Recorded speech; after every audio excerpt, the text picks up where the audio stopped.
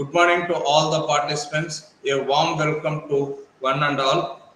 Today's the session will be given by Chandrasekhar Shastri Garu.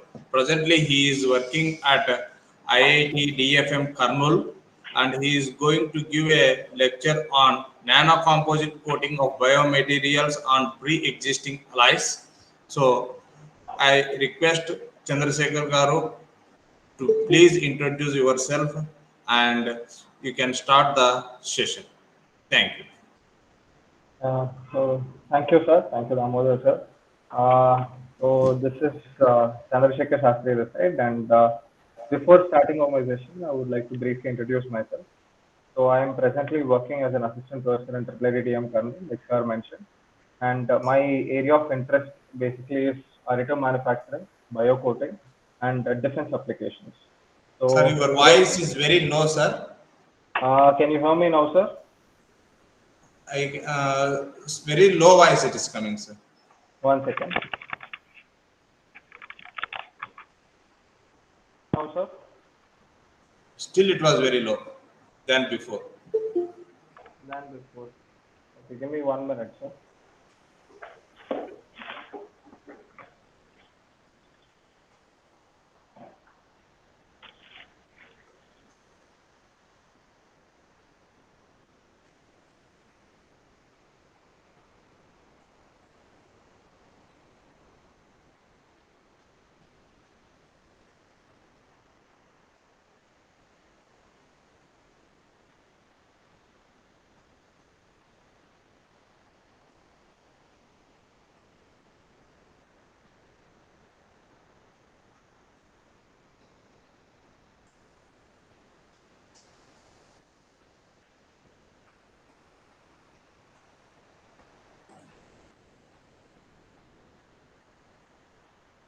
So what about now? Yes, sir, it is good, sir. Yeah, okay. So basically, my area of interest is, like I mentioned, it's additive manufacturing, that is in bio 3D printing. And second thing is work in the area of electron beam coating, 3D bio coating, and presently working in two areas, that is defense materials of additive manufacturing, and in detail coating for again one defense material, one agriculture product. So today's module, I'm going to share my screen. I hope this is visible to the audience.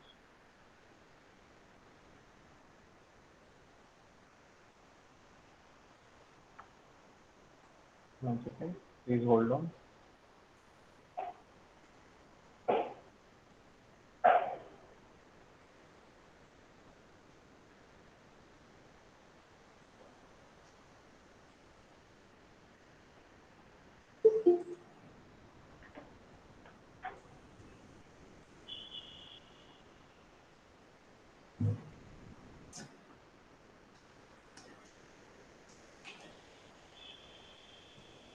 Sir, is my screen visible? Yes, sir. The screen Yeah, is okay. visible. Okay, so basically today's session will be divided into four types. One, basically we'll be talking about, one second.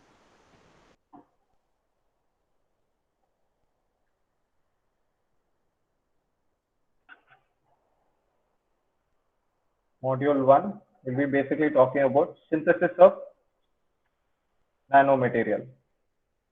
Okay, so first thing that we'll be talking about is synthesis of nanomaterials.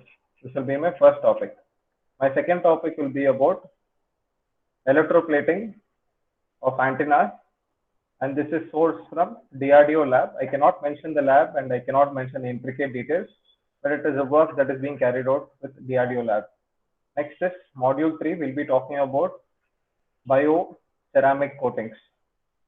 Okay, complete details of bioceramic coatings and why is it necessary and what does it play in a human body role. And next, module 4 will be basically talking about whatever research collaborations that you would like to have with the concerned faculty, that is your sources, that is me tonight.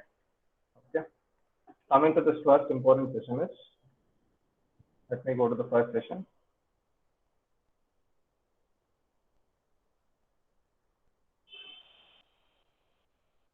Is the screen visible? At any point of time when the audience is not seeing the screen, please let me know. Is the screen visible, sir? Yes, sir. The screen is beautiful and it is visible. Okay, so basically when you come talk about nanostructures, the whole idea of nanoscience and the particle of nanoscience talks about one dimension which is in the area of 10 power minus 9 nanometer. Okay, so let us take, you take a cube, you take any dimension, any figure, any primitive shape, or you take in consideration, one of the directions or one of the shape of that direction should be 10 power minus 9 nanometer. And also please remember, when you talk about macro scale, meso scale materials, which is in the range of 10 power 3 to 0.1 so to 0.1 mm, or when you talk from 0.1 mm to 10 power minus 3, when you talk about this, sir, can you please? Okay, so when you talk about this region, when you talk about this entity, there you talk about properties like anisotropy, isotropy, you bring into the macro scale and you bring into the shapes, the unit cells and all this. But when you talk about nanoscale, you're basically talking about atoms. You're basically talking about in the field of atoms and very, very diverse field. So when you talk about in the size of atoms, you can branch it out to various fields. So one, organic chemistry. Second thing is semiconductor physics. Third one is energy storage and microfabrication. The rest of them are different entities of these four. Okay. Coming to this, the history, this, I'm giving you a simple history. You don't have to go into depth of it. Richard Feynman was a physicist. Okay, so he gave a simple idea. There is a plenty of room in the bottom. So basically, what he was talking about is he was basically talking about direct manipulation of these atoms into various entities to accommodate various functional requirements. That is how nanotechnology came into perspective. And it's been there from history. It is just that we were not able to recognize this entity for a long time. So when you talk about gold nanoparticles at this moment, Chinese used it for introduction of dye colors. But today, gold nanoparticles, for example, in 2019, the Padma Shri awardee was T. Pradeep from Department of Chemistry, IIT Madras. He uses gold nanoparticles for water filtration. So what was used in history in the 1960s and the 1970s is comeback time, and today they're using gold nanoparticles to filter water to remove arsenic. Okay, that is what Kalapala Pradeep. You can go there. Dr. T. Pradeep, his name is, who's using his chemistry. And next set that the people are using is Roman glass are using metal nanoparticles to provide colors.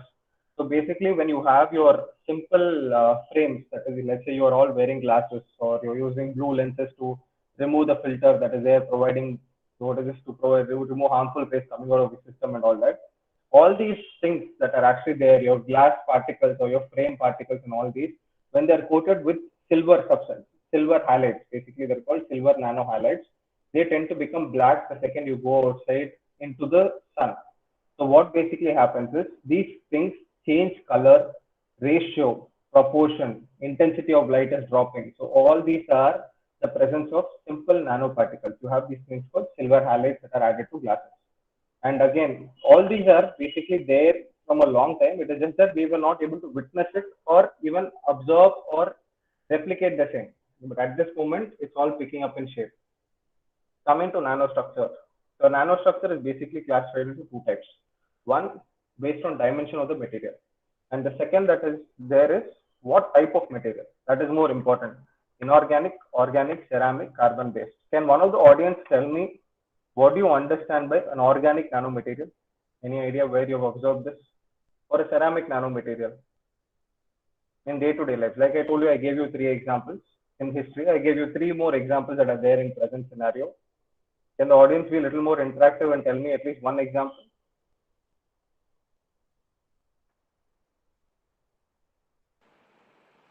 Ceramic, would it be Al2O3?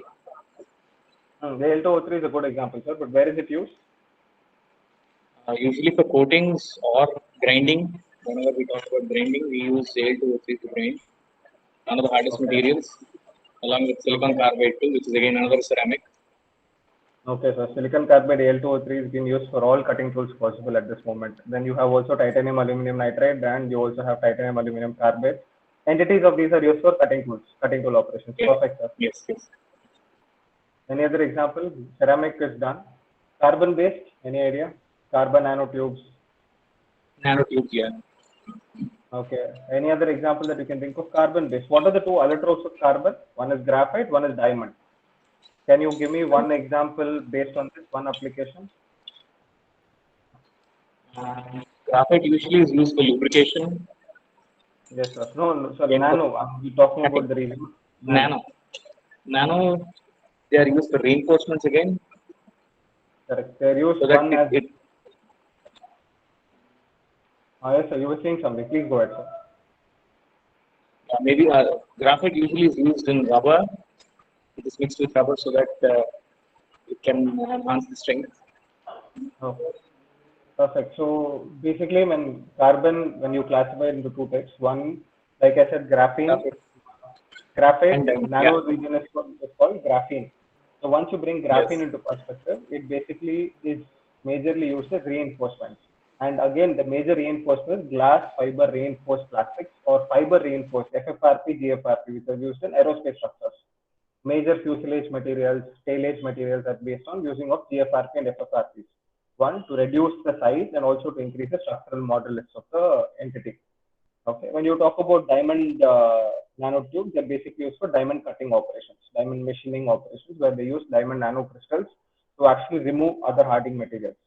When you talk about inorganic and organic, which comes into the certain criteria of bioceramics. Okay, when you go into the region of bio entities. So we'll discuss in depth of it. Now coming to this simple understanding is there are four types of classification when it comes to size. 0D, 1 dimension, 2 dimension, 3D.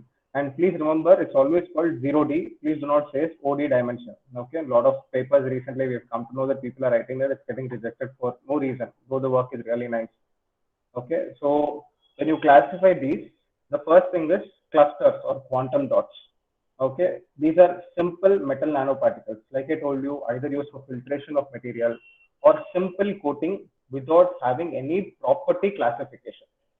Please remember, whenever you're talking about 0 dimension, you're basically talking about all directions to have lesser than 100 nanometer. When you have all directions lesser than 100 nanometer, it is only achieved through two processes. One, you have a laser source hitting the material or hitting the substrate at a very high intensity or temperature. Or second, you have an electron beam that is generating electrons at a constant region and have an inert gas atmosphere. Next, coming to making a one-dimensional nanotubes.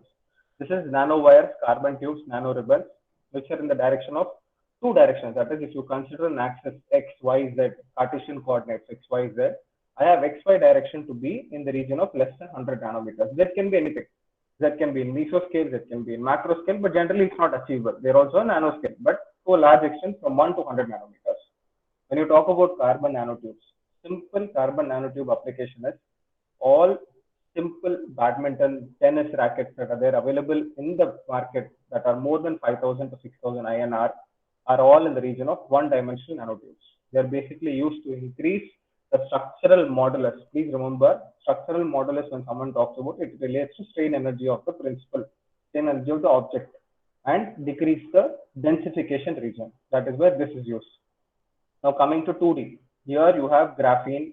Like I mentioned, graphite's nano region is called, most of them is called graphene, or you have graphene oxide and all this. Here it is basically used as two-dimensional. One, it is used for reinforcement. Second, it is used for nanofilms.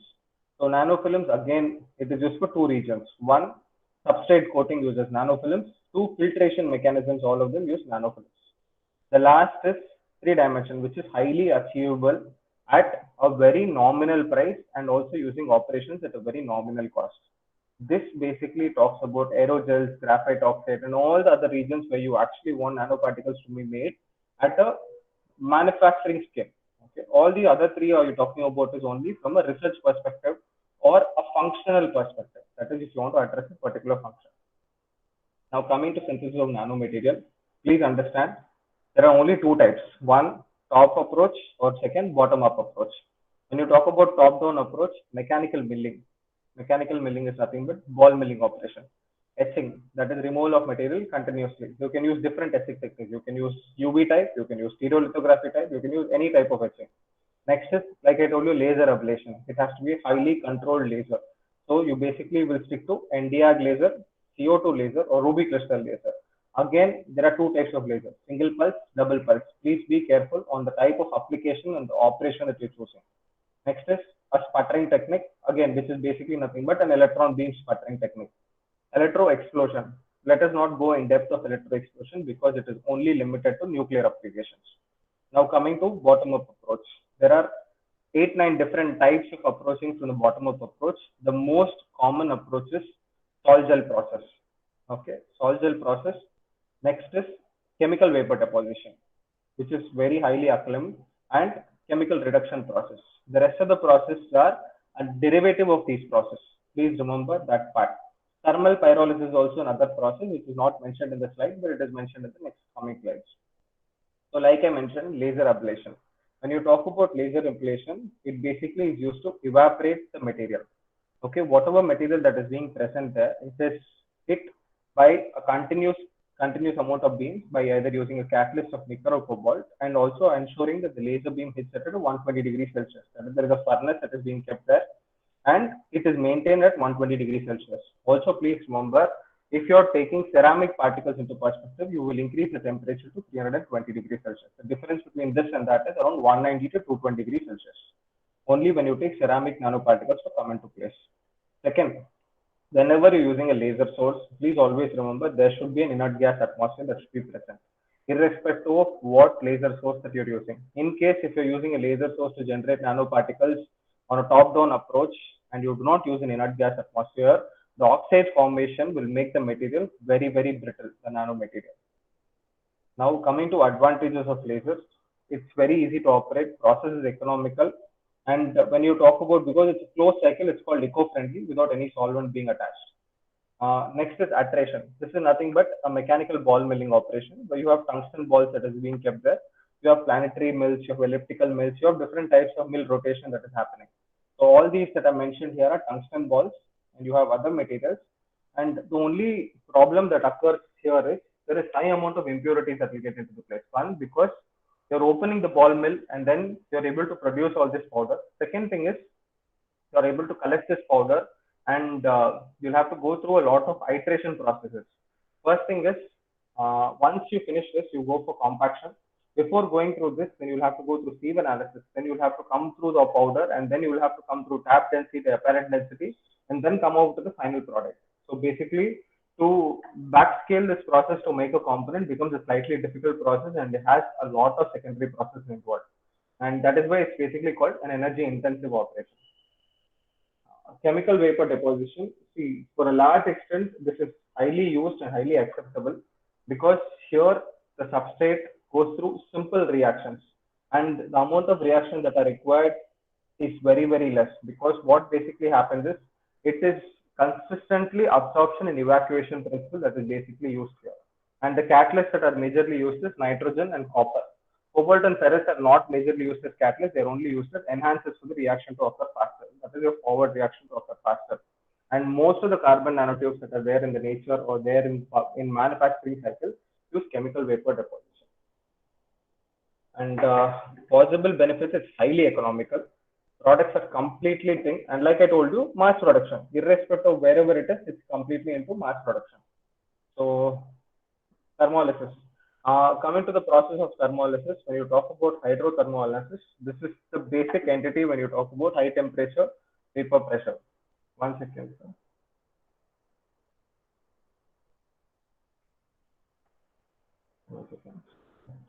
My screen is visible, right? Hello? Yes, sir. It is visible. Yeah. Okay. So when you talk about hydrothermal analysis, what is solvothermal analysis? Two things that we discussed till now is, one, you have an aqueous content coming into place. All the other operations till date had no solvent. That is, you had no outside resources coming into perspective.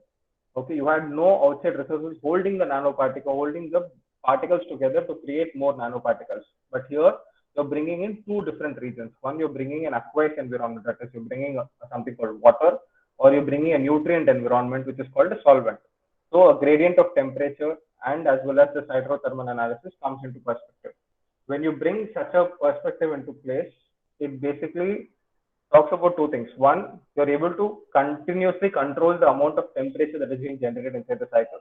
And second thing is, it is basically also what happens is the amount of nutrients that you want to dissolve into the material can be controlled. So if you want to make composite nanoparticles, or if you want to make a mixture of nanoparticles without any homogeneity in this, that is, you want to make a heterogeneous mixture of this, This is the most simplest process in a lab cycle perspective. Please remember, this is only limited to lab cycle perspective. We also had limitations when we were trying to make hydrothermal analysis. We quit this and we went to sol gel process. Present day applications of nanoparticles is one, nano silver particles as catalyst. Like I told you, there is a research group that is working on it. You can follow the research group and they'll be more than happy to help you. Drug delivery. If you want to work on drug delivery, you'll have to work with CCMB, that is Chemical Molecular Biology Hyderabad. They work on drug delivery. Then you have display technologies, that is semiconductor industries. You have Micron Industries working with that. Cancer therapeutics, you have Dr. Lika. She's again a senior scientist in chemical biology. She works on that. And you also have Macmillan Groups. I'll tell you what they're actually working under. And we have a tie-up with them. So we've been working with them, along with them, to understand what exactly is happening through Indo-Brazil project. Drinking water purification, like I told you, all water purification can be carried out by removing the arsenic content. Again, removing a fluorine content is something in the research area that is not being addressed too much with nanoparticles. Again, wastewater treatment is a derivative of thing. Biosensors, to a large extent, all biosensors nowadays are nanoparticles. Can you give me one example of a biosensor? Audience? Anyone? Yes, sir. Hi, yes, sir. You carry on. One example of a biosensor. Figuring out what is the amount of water vapor in the air. Sir, that is more or less humidity sensor, sir. Humidity sensor, yes. Yeah, biosensor is completely different. It has to do with something that has to be done along with you. Let us say, if simple biosensors that are being used, that were used predominantly during COVID. The blood glucose level measuring sensor. Correct. Blood glucose level measuring sensor for measuring the sugar levels. Second thing is oxygen percentage, which everyone was into it. That time was basically a simple UV light that is passing through or infrared light is passing through and coming out of it. So nothing but biosensor. It is bioimaged biosensor. Okay, so those are also nano region. When you observe, it is completely in the nano region. Next is detection of pathogens. Again, it is only related to bacterial studies and all this. You can go back to chemical molecular biology and work with them. Antioxidants, simplest antioxidant that is made in the macro scale is green tea, which is highly antioxidant. Anything that has high amount of phosphate and enzyme content can be made into antioxidants. That's where nanoparticles come into place. All chips, okay, all chips, insulation purposes are also being used. Joint replacement again comes into the bioceramic coating. Okay, we'll be discussing that. And basic research and development activity that we are carrying out in our research group is monitoring an agriculture field. So basically, we are doing wastewater treatment, and second, we are also working on agriculture treatment. Okay, that is, we are trying to make agriculture waste products into useful 3D printed projects. Okay, that is various areas and analysis that are still being carried out, still in the preliminary structure. Other areas where people and my own peer groups are working under, who we all did our PhD together, is one is working under silver germ killers, like I told you. One is trying to remove arsenic and fluorine content. One is also trying to make breath analyzer for diabetic patients. Okay, so future scope of nanostructures is not limited to only what is mentioned in the slide, and these are only few challenges that we have addressed, okay, or we want to address in the larger region. One, there are no mathematical models measured for nanomaterials. Basically, nanomaterials, as this is from the research perspective. If anyone is looking for publication or looking for PhD or looking for further analysis, mathematical models, basically, when you talk about macro, micro, or meso scale, it is in linear dynamics. When you talk about nanomaterials, it comes under the region of non-linear dynamics. So anyone who wants to work in this area is completely vacant, and no one has actually done depth research for this. Next is agglomeration is a major defect of nanoparticles. Recently, we are trying to coat one defense material, that is a simple armor material. We are trying to coat it with a nickel-based alloy nanoparticle. Major problem that we are facing is agglomeration. We are not able to control agglomeration, though we are going for simple electroplating analysis.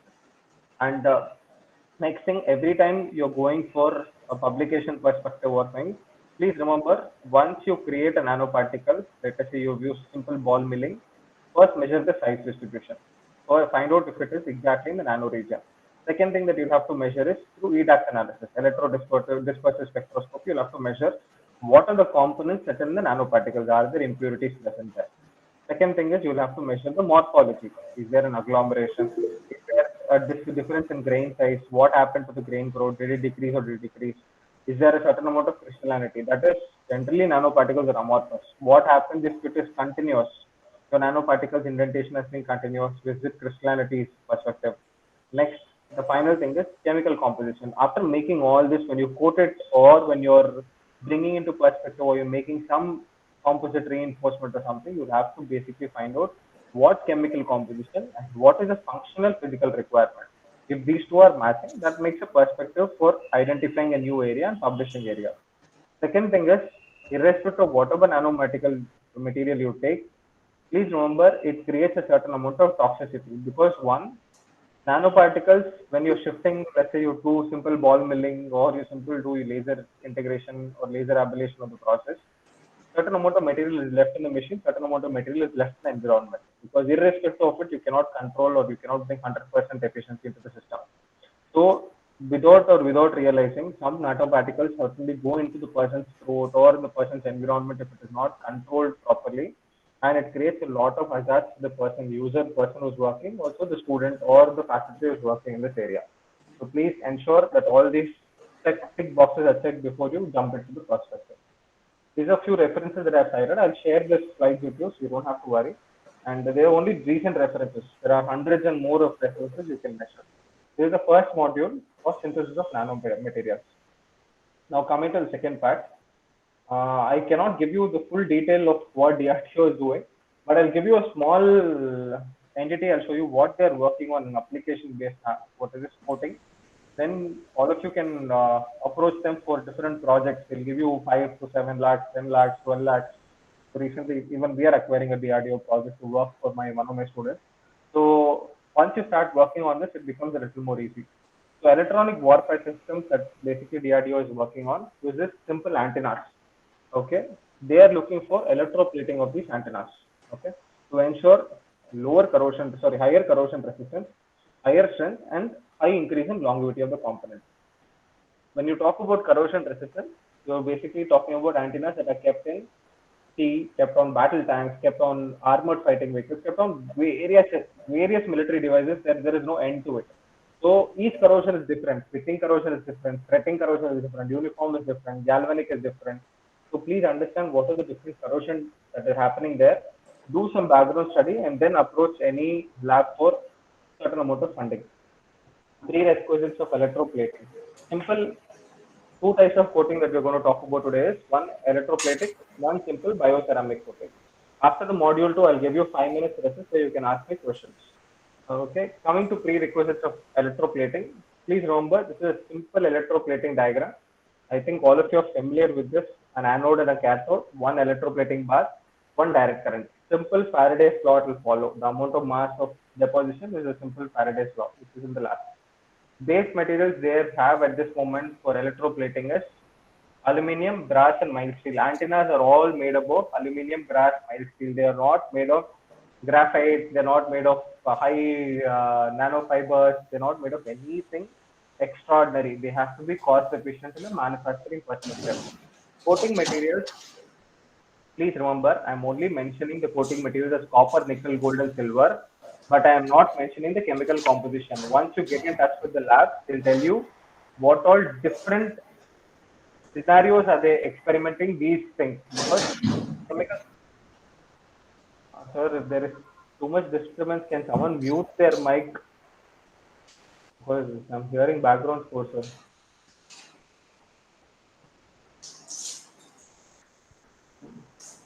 Damodar Reddy గారు ఒకసారి మీ mike mute చేసుకోండి sir. Mike okay sir, okay sir. మీరు ఒక్కసారి mute చేసుకోండి. Thank you.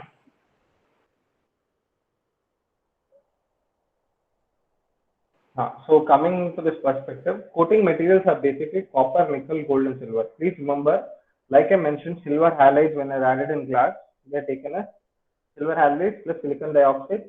You have also ferrous catalyst that is coming into place. So when I mention coating materials, please don't take it as only these four very simple coating materials, but the composition is completely different.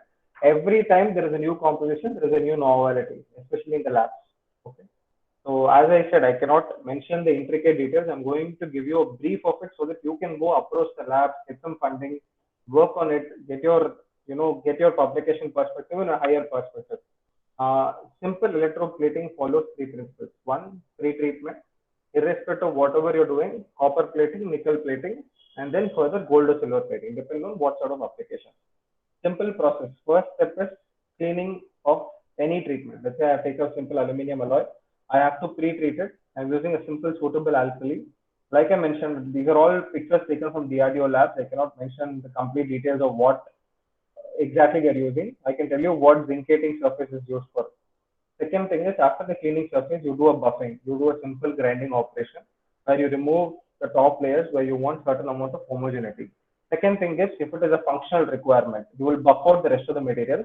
Wherever the antenna or wherever the signal has to be higher, you create a certain densification region. That is where buffing is used. Next is you have a zincating operation. Zincating is basically coating of zinc. Any idea why we coat zinc? Why zinc is considered to be the easiest and required for coating? In the coating world, in the audience, tell me.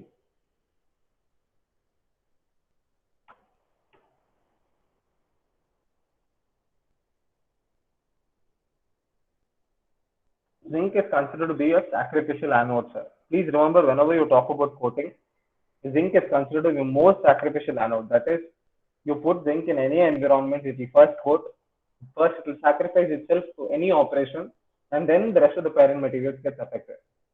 That is why predominantly you see zinc coating every possible way wherever there is a cheap operation and required operation. And second thing, pre-treatment of brass, again the same operation is used. You have something called a caustic soda dip. You basically have sodium hydroxide basically dip to absorb any exothermic reaction that is going to occur. Once you have an exothermic reaction coming into place, that is basically if you have any reaction of the material that is going to occur, then you have something called your your drop in corrosion resistance will definitely happen for that material. So you basically depend, you'll understand how much amount of coating should be required or not required. And this is basically a transmission module. This is a design module of the transmission module. The exact dimensions I've removed from the picture. I don't think I have the right to share that. So, and this is the transmission housing that is done on armored fighting vehicles. So you have these wireless antennas, you have people talking to each other, right? You have all these military forces talking to each other, or you have railway communications talking to each other. They're basically these transmission modules. What exactly this is how they look like, okay, in real time. And again, coming to copper plating, you have various other sources. And now coming to operating conditions, please remember you have only 5 parameters that you can vary in the coating of electroplating. One, current density. Second, voltage. Third, temperature. pH value, time. If anyone is interested in doing their PhD or their master's thesis for any student, please note down these 5 operating conditions. You would have to vary them in various regions in these whatever parameters that I've given you, because all the coating operations for major things are done in this site. Okay. Now coming to the process, I'll share the process with you. It's only simple electroplating process. You don't have to worry about it. I'll share this process with you. You can actually go through it in your free time because I have a lot more portion to cover and I will not be able to finish. Okay. So this is how exactly it looks. Electroplating done at DRDO lab. It is a workshop there that was being carried out. So they have various electroplating analysis. This is the copper plating mechanism that is happening there. It is done on a laboratory scale. Then it is sent to mass production. So this is how the transmission module actually looks after a simple copper plating. Then you have nickel plating. And after that, the nickel is coated onto it. Like I told you, nickel plating is coated as nanoparticles. Nickel here is nanoparticle region, and nickel is not the only material. You have any addition of materials and various bath temperatures and various regions. Then you have nickel plated materials. Just basically nickel gives you high amount of corrosion resistance. Nickel gives you high amount of corrosion resistance. Chromium gives you high amount of hardness. Cobalt gives you high amount of toughness, and silicon gives you high amount of transmissivity. Please remember, when I mentioned these 4 particles, try finding out various compositions among them to come out with the proper answer. Can go through a lot of literature surveys present. And then after nickel plating, further gold plating is done. Gold plating basically is used because high transmission loss. Transmission loss is very, very minimal in gold. That is, if I have to transmit the signal, if I have a gold particle, the transmission is completely downtrodden. And like I told you, estimation of thickness of coating depends on 5 simple parameters. One, how much amount of weight of the material that is being coated is directly proportional to the density of the current, proportional to the time, proportional to the gram equivalent, whatever material that you've chosen to mix into the Watts bar, called a Watts bar, and X is the Faraday's constant, 96,500 coulombs. Now, basically, we are done with module 1 and module 2. Module 3 is very long. It is basically bioceramic coating. Till this moment, do you have any doubts? Do you want, we'll take a 5 minutes recess. You can please ask me any doubts or clarification that you have regarding this. Then I'll go to the module 3. Please ask the doubts to sir or post your questions in chat box. Please. Yeah, you can please go ahead and post your questions, at least in the first 2 modules. Because the next module is around 45 minutes and I don't think I'll take a break in that. Do you have any questions?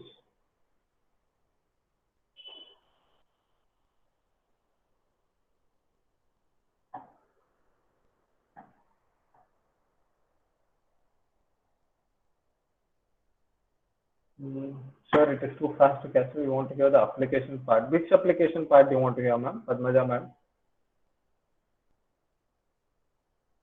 Can you please write that? The nanoparticle application, okay. Go back to that slide.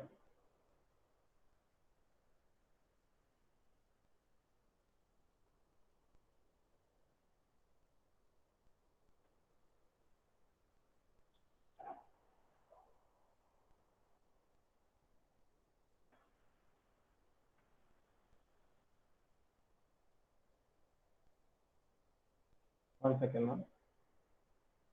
Yes, sir. I want to hear the biosensor part. Okay, 1 second. I'll share the slide.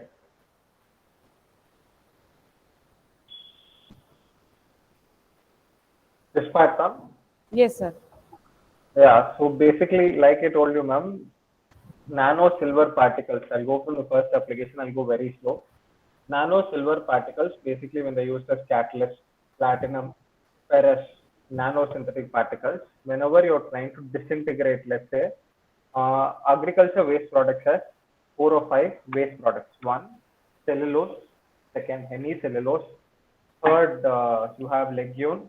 Fourth, you have oil seeds. You have basic oil seeds and fodder and all this. If I have to disintegrate them, I have to make it biodegradable, I have to put it in the soil. It'll take a lot of time, okay, for them to disintegrate into useful components, manure or fertilizer or whatever instance. So basically, what you basically do here is you have nano silver particles, you have ferrous particles, platinum particles in nano region, which basically enhances the reaction. When you're talking about the bio perspective, enhances the forward reaction, that is the oxidation reaction, and decomposes them faster. This is where nano silver particles one are used.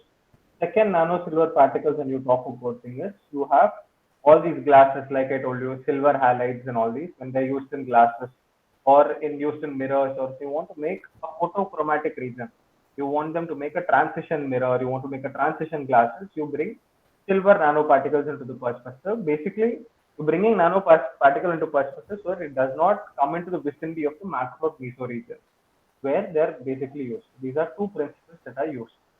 Second thing that you talk about is drug delivery. Drug delivery majorly plays an important role because I'm going to show you drug delivery slides in the next module.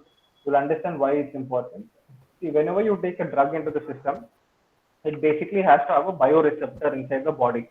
And each of these drug deliveries, you cannot make them into aluminum foils or you cannot make them into high meso region. It's impossible to what is solve and also dissolve into the body. All these medicines that you see now have protein content or what is this, ketosine, hydroxyapatite, or various, various contents when you talk about various tablets. Okay, for example, when you talk about Prolact, it basically has a lactobacillus. It is used to decompose any bacteria into perspective. So all that is composed by these nanofilms and then ingested into the body. Once it is ingested into the body, it gets dissolved faster and the receptors will absorb what is happening in the thing. Next is display technologies. Like I told you, display technologies are nothing but LEDs. Okay, simple LEDs and LCDs too we will not consider, the liquid crystals. When you talk about LEDs, light emitting diodes and all this, they're all made into nano regions. So the more nano, the more number of hertz you get.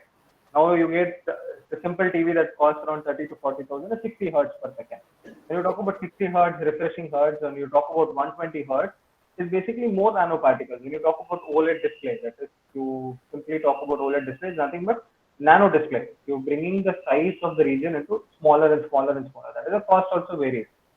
Next is cancer therapeutics. Cancer major problem is you have an extensive part of your body growing into various regions. That is, you have a normal body, you have +1, +2, +3. This +1, +2, +3 is either tumor, highly tumor, or non-tumor. This is nothing but cancer. So cancer therapeutics, it has to cut off the +1, +2, +3 without damaging the rest of the body.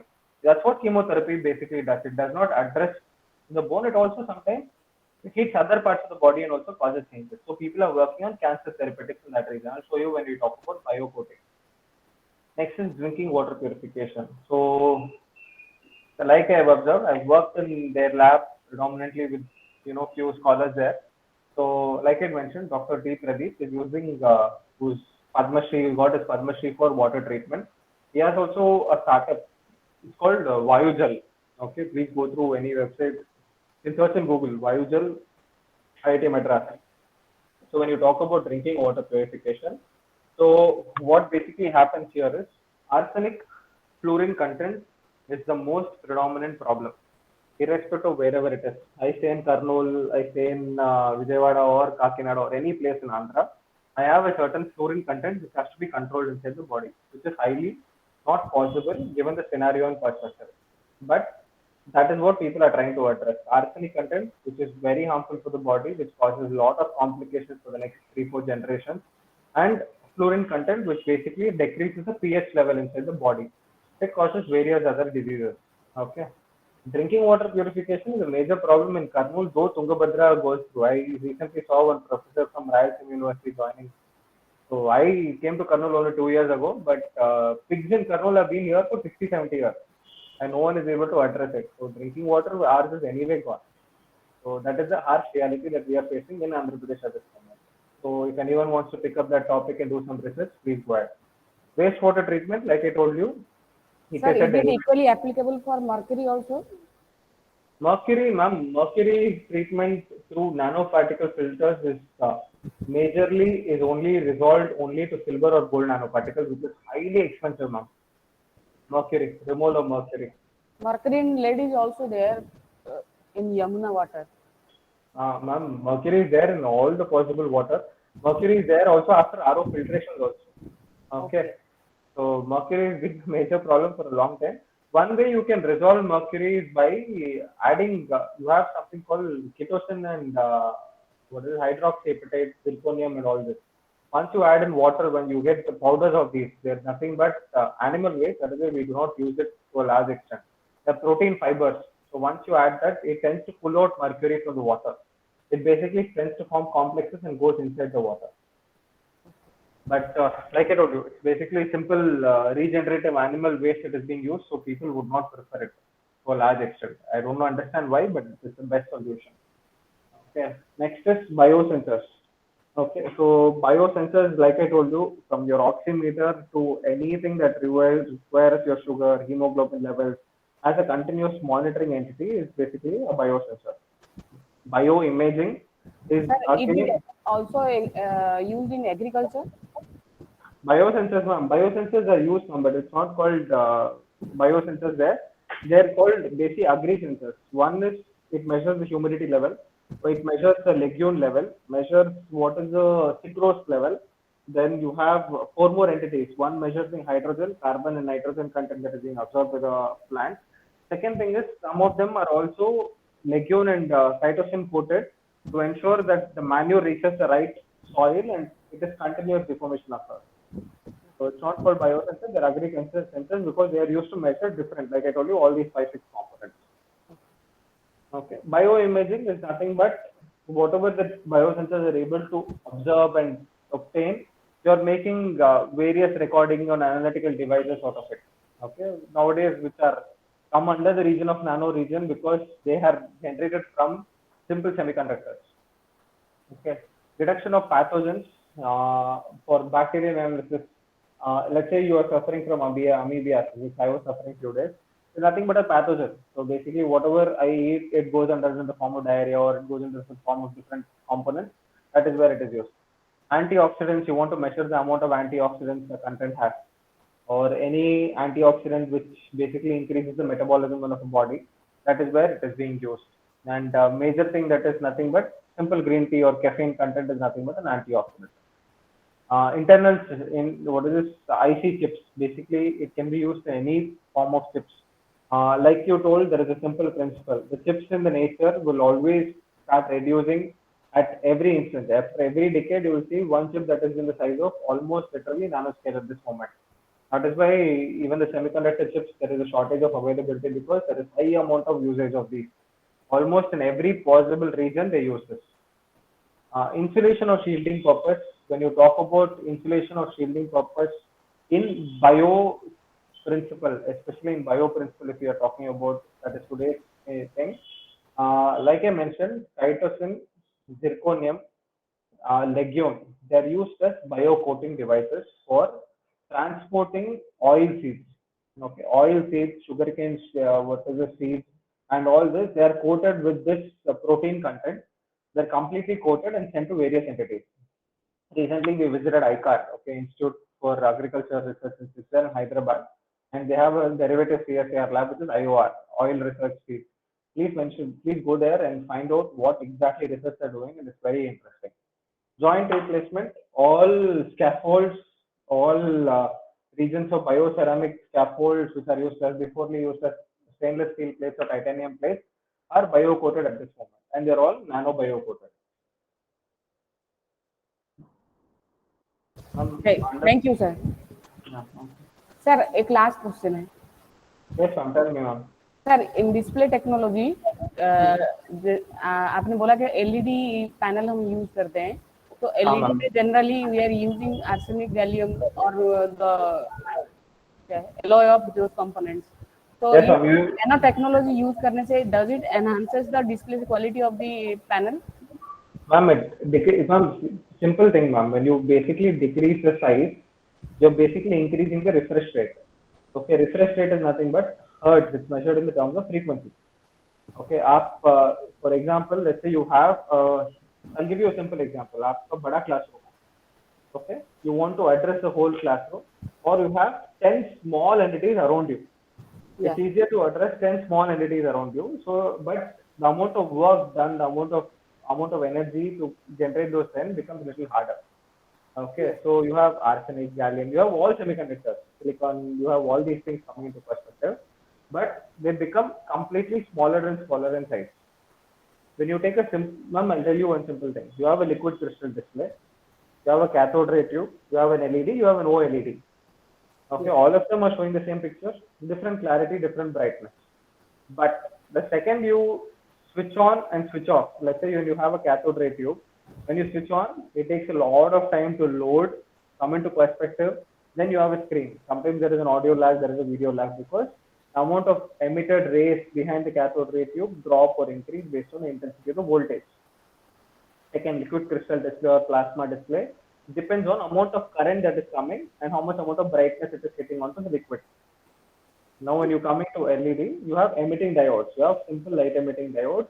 And when you talk about diodes or current diodes or whatever it is, or you have op amps or all these into perspective, the amount of current that requires to emit any of this is very low. So, though you have created nanoparticles, you have decreased the amount of current fluctuation. And also, when you talk about cathode ray tube or when you talk about LCD, you had voltage stabilizers. For LED, you do not require any voltage stabilizer. Why?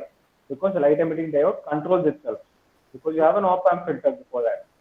OLED is nano LEDs. Basically, nothing but you're bringing it into a smaller region. So bringing the brightness, contrast, you're increasing it by decreasing the amount of size inside it. So wahan pe it makes a lot of sense. Okay, sir. Thank you. Yeah, thank you, ma'am.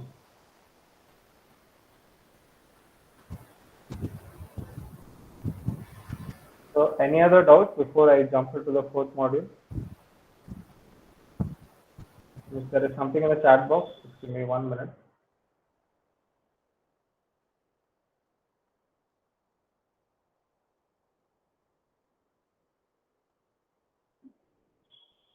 Yeah, is there any other doubts before I jump into the fourth module?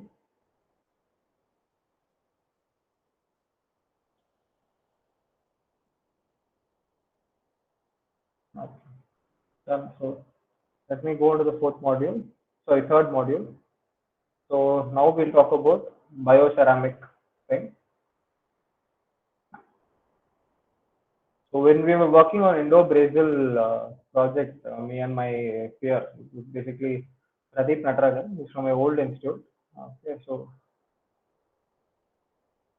that time we had contacted a sustainable development professor Brandlow. Okay, his name though is spelled very differently. He's one of the authors of a research article recently.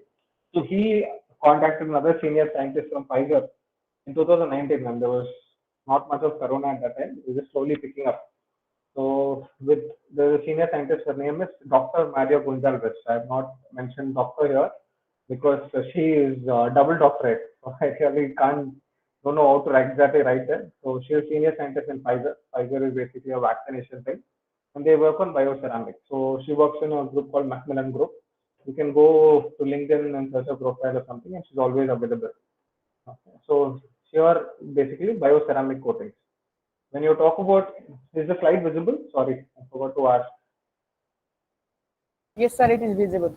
Yeah, so one. So coming to bioceramics, this is simple definition. Any ceramic or a glass ceramic used as a biomaterial intended to interface with a biological system. To evaluate, treat,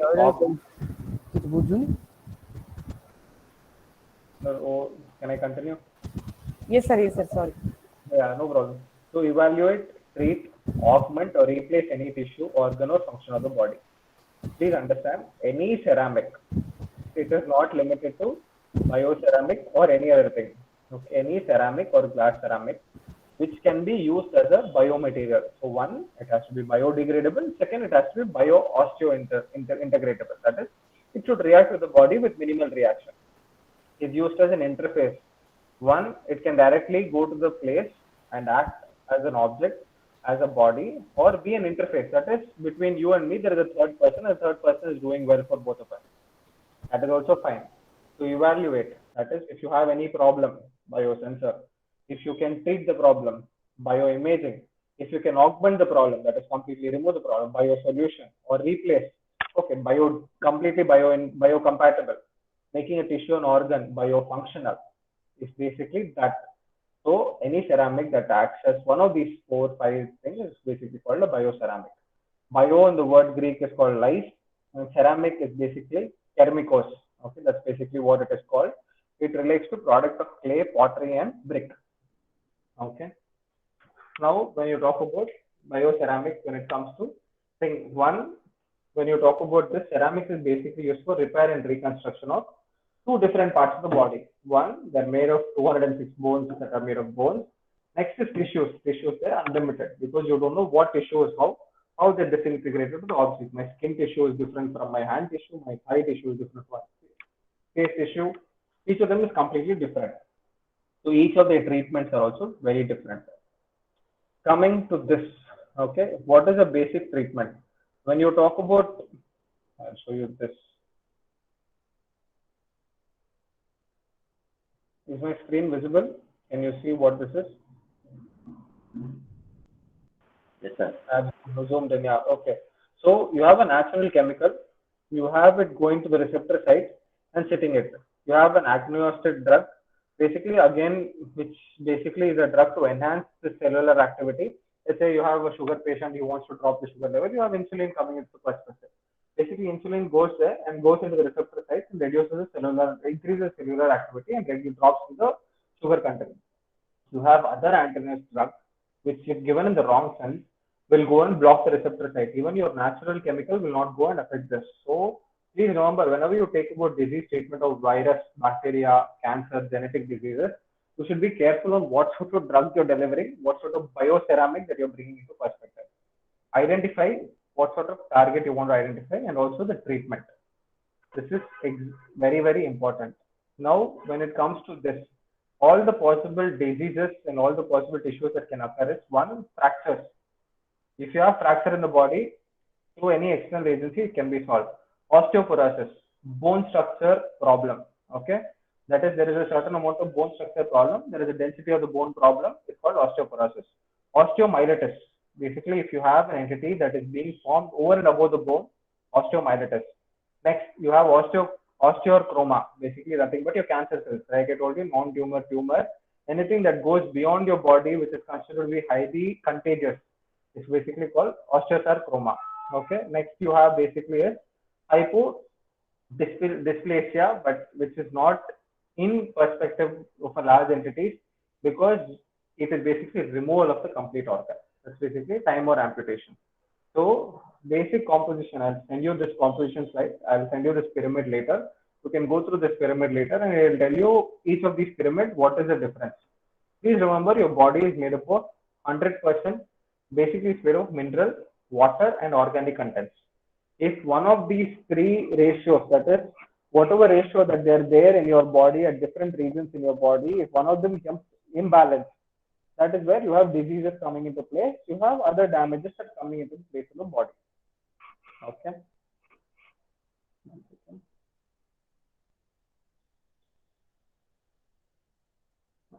So basic thing is 25% of your body is made by water, 30% by organic material, osteoblast, osteoclast, osteocytes, and all this. Connective tissue and colon. Basically, colon is nothing but fibrous body, which is basically used to holding of all other things into perspective. Next is you have 45% inorganic material, that is calcium phosphates. Please remember calcium phosphates, like why I told you, and hydroxyapatites are very important because they're all protein-based organic materials. So whatever biomaterial that you are trying to make has to have a replica of this. You cannot make anything that is biodegradable and say this can be put inside the body. That will not work. That is not how science works. You should make a replica of what is either there, or you should come out with a novel perspective where you can beat the replica. Okay, so that is what they tell you, no? When you are doing your master program or doctoral program, they tell you two things. One, you make a delta improvement of what is there, or you come out with something so novel that the delta as well as the initial improvement gets cancelled out. That is what science basically works under. Now coming to this, introduction to bioceramics, history and evolution of simple bioceramics. Before Neolithic period, that is before any existence of whatever is there, simple pottery was basically used. And after a certain amount of time, POP basically started coming into perspective, looking at the line plaster, basically requiring of whatever needs and all this. Next is you slowly went into metals or woods and all this, but you had metal devices to fix problems. They're all basically, these are there and predominantly visible in Roman and Egyptian architecture. Okay, they are already started using this. Now coming to what is basically there in 1900s. Okay, we'll skip the whole history era. Coming to 1900s, first total hip prosthesis. So basically today hip prosthesis is made by Ta6AlV4. Okay, that is a major titanium alloy that is being used. Then you had a first implant polymer, basically corneal implant. So you have a skull or bone that is being replaced. You had polymer that was being replaced to hold on to the skull or bone. Next in 1940s, 1950s, you had heart and biomechanical components that were being made. So, and in 1960s, you had the first biomaterial, like you mentioned, Al2O3. The first biomaterial to be existence was Al2O3. Present scale scenario from 1960s to now is Al2O3, zirconium oxide, calcium oxide, along with sapphire, and another third generation polymers were started being used. Okay, 1990s and present. simple bioceramic materials. Okay. Please remember, you have to consider, irrespective of all these, you have to consider the 7 or 8 parameters. One, geometry. Wherever you're coating a bioceramic material or you're trying to find out existing solution, geometry plays an important role. You should be able to fill all the defects and also create a regeneration cycle. That is, your geometry should not hinder a regeneration cycle when you're putting inside the body. Bioactivity. Okay, when you talk about bioactivity, it is cell culture growth or your tissue attachment to the already present body. Let's say you keep a titanium plate inside your body, your tissue should be able to grow above it. It should not be able to hinder it. Biocompatibility, you should not keep anything that harms the body, especially if you're keeping something with TA6ALV4 or TA6 niobium or something, which is highly used. Niobium generally causes certain amount of damages to certain amount of people. You should be careful which part of body you're keeping it, what type of people that you're keeping it under. Chemical and biostability and biodegradability should be a major principle. It should be a temporal device. If it is a temporal device, it should be stable. If it is a long-term solution, it should be replaceable by natural tissue. It should be it should dissolve inside the body and should become an entity of the body. Porous structure. Highly porous structure is also bad because it tends to cause brittlety. Low porous structure is also bad because it will not allow tissue growth. So maintain porosity to what extent is very important. Biological properties, antibacterial, angiogenesis properties, everything based on what type of ions should be generated from them. Okay, all these biological properties play an important role because it directly affects your glucose content, your hemoglobin content to a large extent. Next is mechanical competence. Whatever you're keeping inside the body, let's say you want to keep a rod or you want to keep any sort of bone or you want to keep a scaffold, its mechanical compatibility should be there. Let's say if I have a fracture, if I have an injury, if you're trying to keep a bone or a rod inside my body, the mechanical component should provide rigidity and structure. That should also take place. Last is fabrication and commercial potential. That only comes when you talk about industry perspective. Always take industry-oriented projects because that will help you ease out or find out what exact solutions you'll be able to obtain. So coming to the first generation, you had simple, what is this? HA means hydroxyapatite. And that is basically the formula. You don't have to worry about it. Just remember it as hydroxyapatite. Okay, so basically they were used as metal or joint processes. Basically nothing but a replica of metal or joint processes. Basically kept at various instances. You want to keep it in your kneecap, okay. You want to keep it in your finger region, okay. You want to hold it in your nerve region, okay. You want to keep it in your what is this collarbone? It's perfectly fine. So basically, they provided a best host, and osteoconductivity and osseointegration was faster. This was the major solution. Basically, they were used as substitution ions. Two major defects when you talk about first generation is highly non-rigid. Okay, very poor mechanical properties. Second thing is reabsorption rate. That is, from metal ions that are there here will not allow blood or other particles to pass through it very fast. It became a major significant problem, especially with swelling that occurs inside. Second generation, you had hydroxyapatite, you had calcium phosphate, and you had silica-based polymers that are being used. Nowadays, you have also bioglasses and all these going to perspective. Excellent bonding with the host, highly biocompatible. They became highly biocompatible. And second is gave certain amount of crystallinity property. When you have crystallinity property, you have basically something called mechanical balance. When you have something called mechanical balance, it eases out all other properties. So next is one major defect of this is repairing of this becomes a major problem because once integrated into the body, cannot be removed and repaired and then rekept. The first process is very easy. You can remove the process, repair it and replace it. Here the repair perspective becomes a difficult component. Next, you have a simple third or fourth generation, basically what generation that I used previously and now. Okay, you have bio-defined, you have porous structures. All these structures previously had crystallinity, non-porosity. Now you have something called porous forms. Now, based on the functional requirement, you are able to decrease or increase the porosity. That is, you're creating a certain densification region. That is, your bioceramics can be used as here. It can be used as simple, what is this filament? It can also be used as nerve fibers. So even it is used also to store stem cells. So based on functional requirements, it is done. Degradation is higher, faster. And third major defect that we are actually facing at this moment is regeneration. Can it grow on its own? Can the tissue grow on its own? can cell culture grow on its own? That basically is something that people are looking forward to. So this is just classification of all four put together, 4 generations, first, second, third, and fourth generation, all put together. They're all used for fabrication of processes and implants. Second is tissue engineering and cell therapy, and they're together used for human body repair. One is called a bionic approach, one is called regeneration approach. Bionic approach to a large extent is still used in the market at this moment because regeneration is a question of principle. Is it actually happening? Is it not happening? It's all under lab studies still. Okay. Recently, we could acquire cell culture growth, but to what extent? That is what we're also still studying and what is exactly happening. Okay. Second thing is how to use synthesize similar properties, similar materials. If you can observe, all first generation, second generation, and fourth generation coming to, they all have the same properties, same material, but synthesizing them, each of them is completely different. Okay. So like I told you, first generation materials are all through solid state reaction. Simple solid state reaction, either through foaming methods and various other techniques. Let's go to foaming, hydrogen foaming, or gel cast foaming and sol gel foaming. They are basically called wet state reactions, solid state reactions and wet state reactions.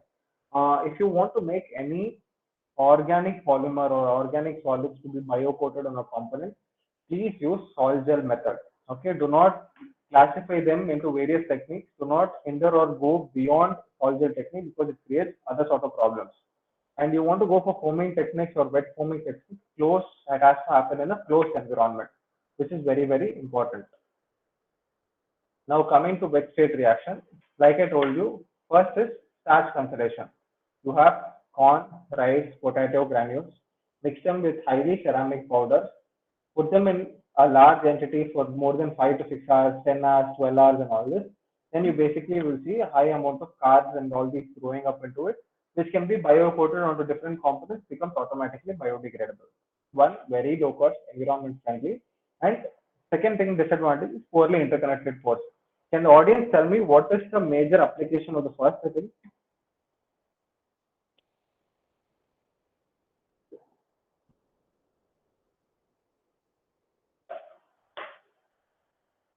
Can the audience tell me the first application that you can think of? I have simple corn, rice, potato. I'm saying I'm going to coat it on some material. I'm going to drop the material somewhere. Can you tell me where this is going to work?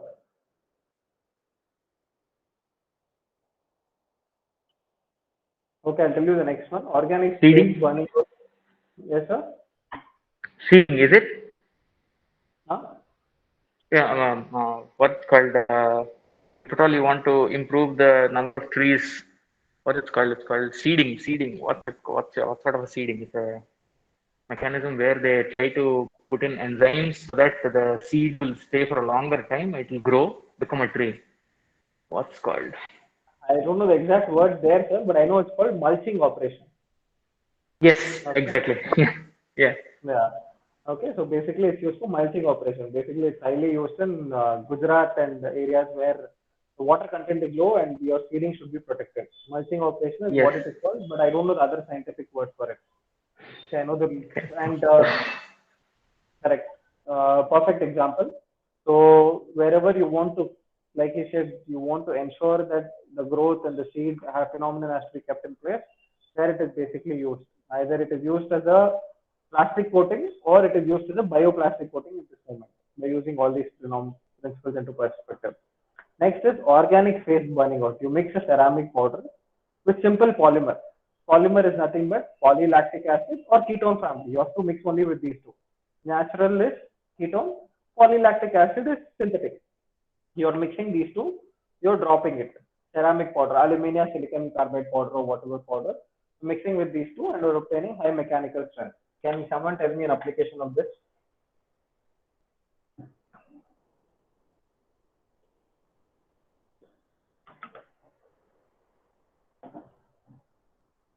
Any idea? All bone scaffolds, all your bone replacements, which have to be cost effective, especially for those people whose bone component is highly brittle, there it is used. Okay. Sponge replica method is ceramic, plus tissue engineering plus ceramic integration. That is integration. That is, if you have to mix or make a copolymer, this is where used. Anywhere that organic phase burning out, that is, organic phase burning out is this polymer basically slowly dissolves into the body and disintegrates, and the bone starts growing back. Let us say if you have older people beyond 45 years where bone does not grow back, you'll bring sponge replica method, where basically it's a permanent solution. Okay. Again, it is one, they're very poor mechanical properties, and that is a major reason why you go for solid freeform fabrication. That is, you 3D scan an object, you take the perspective, you reproduce it based on the function of the person, and then you basically get whatever is the component required. And here you have trap powder issue. Basically, when you talk about 3D printing, you have either laser powder bed fusion project that is happening here or electron beam melting. Basic problem of both is there is a high amount of trap powder that brings into perspective. Okay, now coming to different scaffold designing of bioceramics. Please remember, before coming into bioceramic design, please find out what is exactly how you want to do this part. Okay, once you have basic application, let's go from the bottom to the top. You have bone graft. You want to graft it on the bone which has been removed. You have dental and orthopedic implants, which you basically have to make crown particles. You have bone repair. Basically, you have a bending of bone. You have these requirements. It's completely different. You have tissue generation and bio patches or wound healing. It's completely different. So based on the application, choose the form of type. Scaffold basically means it can take any part of object. Scaffold is nothing but, let's say you have construction workers, building construction workers. When they are building a building, they build what is this supporting platforms around it to climb up and climb down. They won't have steps or lifts or something. When they're building the external part of it, that is called a scaffold. It's basically called a supporting agent. Okay, it basically acts as a support. You have implants in your what is this teeth. Basically, implants is basically you just have to coat your teeth. You're not going to enhance it. You're either going to bring a certain object and you're going to fill the cavity, or you're just basically going to coat it above it to protect the teeth. Okay, so basically it becomes bioceramic coating. Bone repair. I have to integrate calcium or phosphate or potassium into the body. I'm going to bring a bioceramic and integrate it onto the surface. There I have to use something which is injectable, binder jetting or injectable. Next thing is I have to make a tissue that is in various shapes and functional requirement or bio patches. So I'm going to make a membrane. Based on this, you'll have to choose your design. So first go to your application. The arrow mark is actually wrong. Please choose the application and then go upwards. Okay, it's not the other way around. Now coming to this, basic bio applications and tissue engineering is, when you take about nanomaterials, biocoating is one, it either defects, bone defect repair, orbital implant, joint processes, wound healing. Next is bioactive glasses, skin tissue engineering, lung tissue engineering, muscle tissue engineering, peripheral nerve repair. Please remember, these are the major repairs that can be undertaken through biopolymer, bioactive ceramics, anything that you call bioceramics, nanomaterial coating for bio reasons. These are the 4 or 8 impacts that you can actually take. These are all osseointegratable applications. That is, when you bring an entity from outside, it integrates with your body without causing any damage. Non-osseo applications basically are radioactive glasses for killing cancer cells. They are not good for your body. Injectable gastric ulcers, that is to remove ulcers in the body. Anything that requires nerve regeneration, which is still in the preliminary studies. Please remember, they are non-osseotic solutions that are basically, which are not possible to obtain anything that is good for your body yet. Okay. Now coming to bioceramic materials. So before coming into place, like I told you, identify a need, choose the material, design of process or any other device, go to material testing. Please remember, keep this methodology slide. If someone is working in bio 3D printing or something, keep this perspective slide and keep it very necessary, because half the publications that are occurring today is based through this. Because we have recently published 2 articles in bio 3D printing and electron beam coating of titanium materials. Our whole methodology from start to scratch was based on this slide. Okay, both of them were published in 4 or 5 impact factor articles, so we're not worried about that. But at least we came to know that this is the methodology slide that has to be used for any bio 3D printer slide. So go to this, whatever is there, you have to consider all the mechanical properties of the powder that you're choosing before bioceramic coating. Also, you have to choose all the mechanical properties of the material that you're choosing on which it is being coated. Okay, it's having water. You should consider what is the toxicity that it will cause to the body, which plays a major role. Next is you have a bioreaction. Will it occur? How will it interact with protein, calcium materials? How is it going to interact with cells? How is it going to interact with tissues? This is very important. How is it going to happen? Next is how much amount of biostability will it happen? Mechanical, is my rigidity okay? Is it going to serve my purpose? Chemical, is it going to cause damage to the body? This is the first perspective.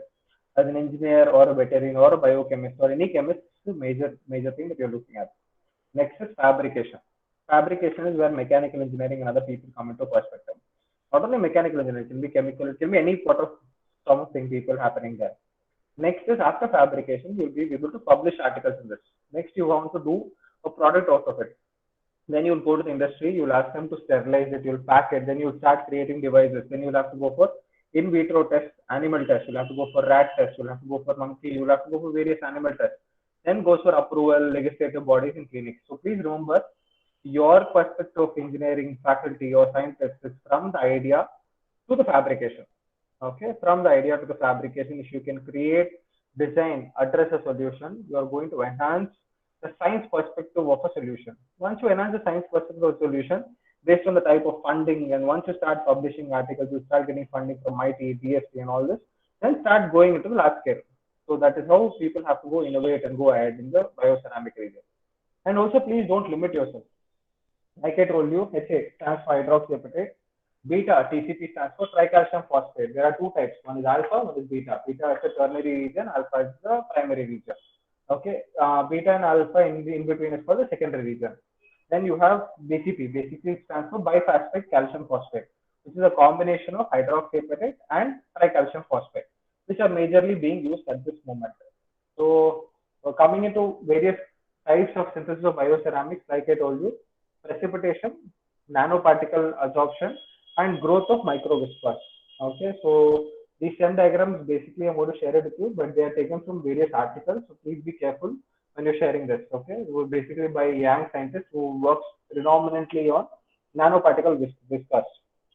Okay, now coming to this, what they basically did was they integrated what is this hydroxyapatite bicalcium phosphate and also simple bicalcium phosphate, and they found that bone regeneration growing. Okay, so this was the broken bone which had a weak bone structure into the perspective, and this is the final. After 4 weeks, they were able to see a complete bone growth happening. What basically happens is the first region when bone was growing, when you see from a imaging perspective, it's perfectly fine.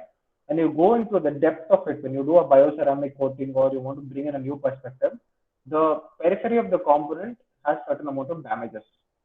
Second thing, tissue growth is also certain damages. So only when you do a detailed study, you will come to know that bone substitution, though occurs, interconnected pores are also getting blocked. Okay. So next is results for bone generation. Like I told you, what we have basically discussed is the walls of the inner pores, there is something that we are seeing as getting blocked. So you'll have to do a detailed analysis before that, and you have to check the osteoconductive capability of it. That is, will my blood cells go through it? Will my cell growth grow through it? Only if you have a little more pores opening, your cell growth or tissue growth will grow into it. And next is gene evaluation and all this. Please do not hinder too much into this.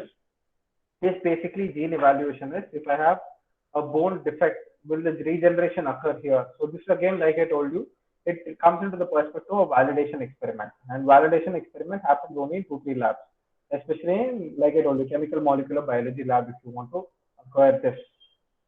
Second, now when you talk about osteoporosis, like I told you, it is porous bone structure. Your bone becomes very weak and is likely to fracture. So they are basically extremely invisible diseases. Today you're healthy and fine, tomorrow your bone density decreases. When you're healthy and fine, osteoporosis occurs. Your bone is completely fine, but still tends to become very granular in shape. So especially in these regions, a new bone does not always remove all of old bone. Basically, there is a certain amount of loss of calcium ions. To replace these calcium ions, you bring calcium phosphate ions into perspective. One, age-based estrogen deficiency or anything that can cause inside the body, something that you cannot control. So basic thing is anything that has calcium deficiency directly coated with an acrylamide bioceramic. So once you talk about acrylamide bioceramic, it's nothing but calcium, magnesium, silicon oxide. Okay, when you talk about such a thing is anything that has calcium in it, you can directly coat it on it depending on what sort of experiment that you want. Please remember, anything that has porous structure, when you coat with acrylamide, the porosity decreases. But also this porosity definitely has to be controlled to understand good response to osteoblast. Osteoblast is simply a growth of new cells. Is it possible? Is it not possible? Do not go for complex definitions. Whatever Google says, please not go for it. Simple definitions, try to remember and try to form these bioceramic components. And like I said, controlled suppression of osteoblast, increase of osteoblast, and all these can be done. Second thing is that I want to tell you is this is basically in effective. Basically, they have kept this osteoblast and all these bone density in what is this in rats. Like I told you, they've gone for legal validation. Once you go for legal validation, you'll have to do animal tests. Once you have taken into animal test, you're basically able to see high amount of bone growth. That is, if I have beta, what is this TCP, HATCP, that is trichlorophosphate. And if I have a simple calcium bioceramic coated, I'm able to see high trabecular thickness, that is high bone thickness that is occurring for in acrylamide bioceramics compared to the other ceramics that we discussed previously. Second means after 8 weeks of analysis, you're basically seeing is your residual material that is being left out, that is basically your wastage material is higher in beta trichlorophosphate compared to what is acrylamide bioceramics. Now coming to the major effects of acrylamide. One, whatever porosity that cannot be addressed there is addressed here. Second, differentiation, osteoblast differentiation can be done very fast here. Second, there is high amount of cell growth that is occurring, and also there is inhibited osteogenesis, that is it can be regenerated again and again. Second thing is effect of magnesium and silicon, which was not previously there, is observed here, which basically increases the bone density. And second, that basically causes bone regeneration. Okay. Now coming to gene transfer, please let's, is anyone working in the area of DNA analysis in the audience?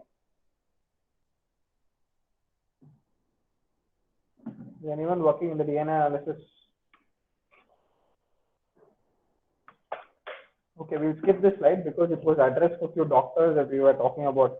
Like I told you, we were working with chemical molecular biologists, so it was used for that. So this was basically, it was body union to understand what will happen if trichlorophosphate as well as bioceramics are taken together in perspective, and then able to study the DNA growth of what exactly is happening for better grown generation. Okay, this is basically now coming to calcium phosphate cement. This is a mixture of all the above components taken in a buffer solution. Buffer solution basically is highly intensive solution, but not taken in a homogeneous mixture. Okay, they're basically taken in highly intensive thickness and then directly implanted into the object.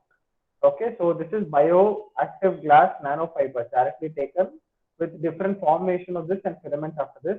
This is basically taken for cast forming. Okay, you take all these components, you form, you cast it, you mold it, and you make an object. Next is directly coating on Ti6Al-V4 dental implant. Ti6Al-V4 as such, if you keep in the body, there is no harm or loss. But once you coat a bioceramic, regeneration and regrowth process happens faster. This is basically that was being observed. Okay, and this work started in 2008, but the actual work that was actually published in this area was 2015 when you talk about calcium phosphate filament. Please understand one major thing about this is it do appears dense, it has remnants of glass, it has perfect cavity filled holes and all this. But once you take calcium phosphate cement into perspective, there is no definition of controlling the density of the object. There is no control or whatsoever of what exactly is going to happen in this region. Okay. Though they can be coated on any object that is coming into place, the densification region cannot be controlled.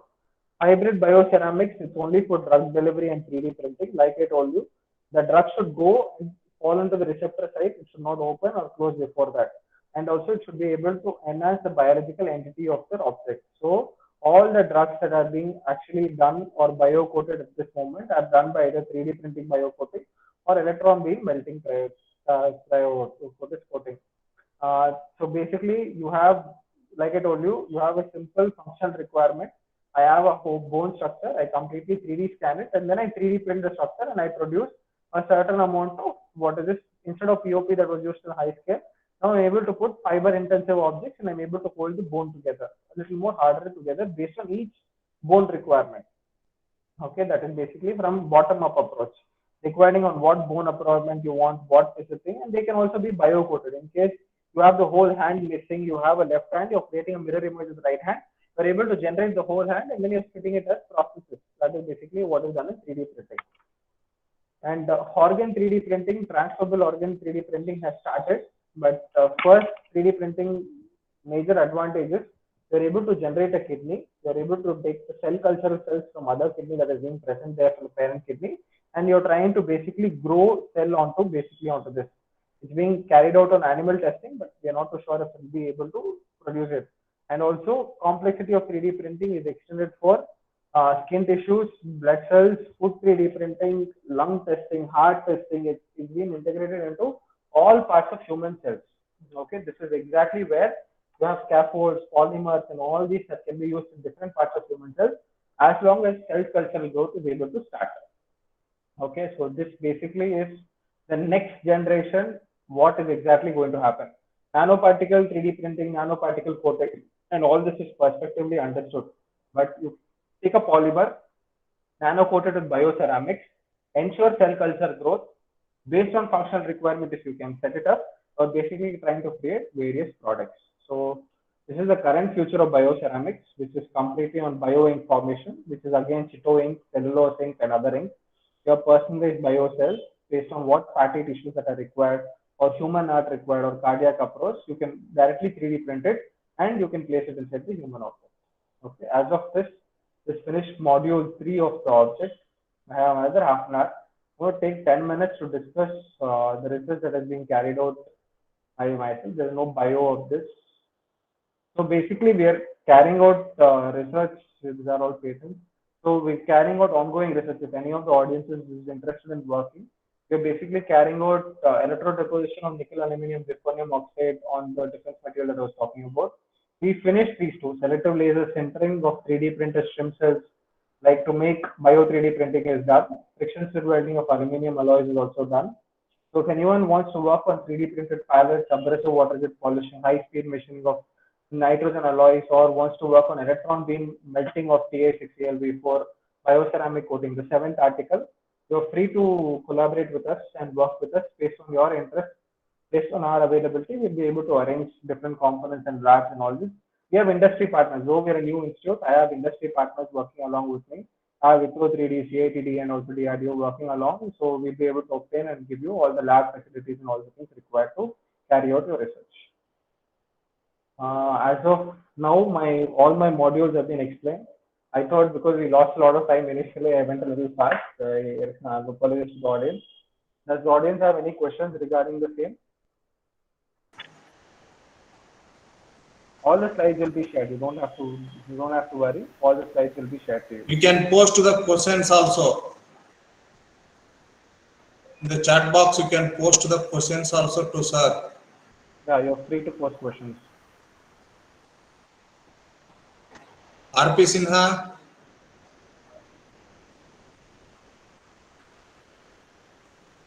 Anyone?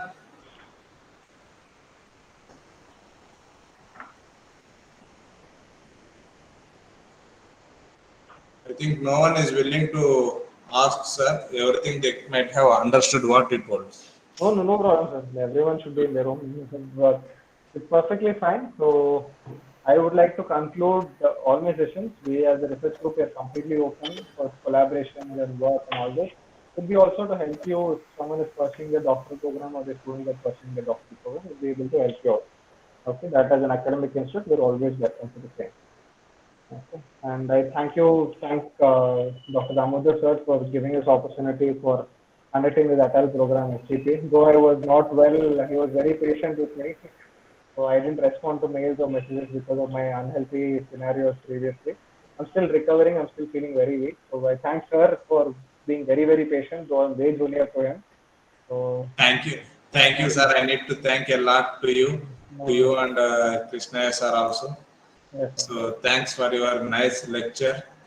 Yes, sir. Thank And you. dear participants, if you are having any doubts, you can write an email to sir at, as he is working. All the details of him are available on the website of IIT DFM Karnool. So you can write an email or post through any hard copy. Also, sir is most happy, will be more happy to answer your queries. And one best thing is you can, though IIT DFM is a new institute started in Karnool, so the research facilities are also improving over there. So you can ask for any help in regard of doing research work. Thank you, sir. Thank you, Shastri Garu, for your nice lecture. And I request the participants again. We are going to rejoin at 11:15 exactly, and you can have a break for around 45 minutes. Thank you, sir. Sir, Sir, kindly thank you. share the PPT. Yes, sir. Yes, madam. I will Yes, kindly share madam. all the videos. Yeah. Definitely, I will give all the PPT materials and whatever the content the lectures were given. If there doesn't have any objection and they have this immediately sent to me, then I will post all the PPTs once at a time on the last day of the lecture, that is 8th. Okay. Okay, sir. Okay. Thank you, sir. Thanks a lot, sir. Thank you. Thank you, sir. Thank you, sir. Thank you, ma'am, for your time. Sir, I will disconnect myself from the call. Yes, sir. sir. Yes, sir. You can disconnect, sir.